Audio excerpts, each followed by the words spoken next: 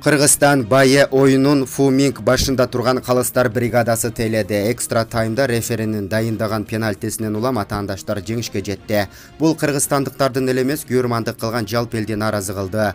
Азия кубогунун 1/8 финалында ойногон кыргызстандык команда талай ээси болгон Бириккен Араб Эмирлигине 2-3 эсебинде утулуп калды.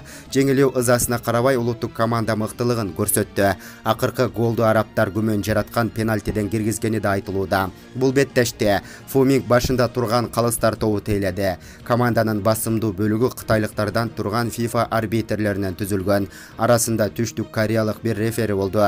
Көрөрмандардын көпчүлүгү башкы рефериге нааразы болуп, аны сатылып кетти деп да күнөөлөп жатышат.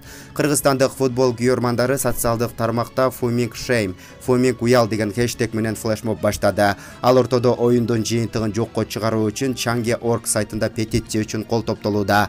Германиянын футболчуларды баалоо менен Трансфермарк порталынын маалыматы боюнча Фуминг 1983 жылы Цзянцу провинциясынын Хуаян округунда туулган. 2014 жылдан тарта ал эл аралык беттештерди тейлеп жүрөт.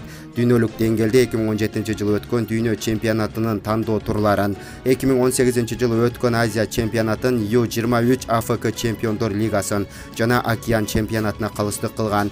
Кечээки беттеш Азия кубогундагы экинчи арбитрлиги болду. Кыргыз Республикасы Бириккен Араб Эмирлиги оюнуна чейин Ирак менен Йемендин таймашын тейлеген. Анын жыйынтыгы менен ирактыктар плей-оффко чыккан. Минг улуттук федерациялардын нааразычылыгын жараткан калыстардын бири. 2017 жылы дүйнө чемпионатынын алкагында Сауд Аравиясы менен Таиланддын беттешин тескеген. Анда да кечээкидей кырдаал түзүлгөн. Сауд Аравиясынын колу менен ойноп ийген оюнчусуна кызыл карта көрсөткөн эмес. Бирок оюн соңунда тайланддыктардын дарбазасына пенальти дайындаган. Бул топ арабтар үчүн чечүүчү гол болгон. Беттештен кийин Таиланддын футбол ассоциациясы FIFA-га арызданган. Кийинчерээк Мингдин чечими туура делип акталган.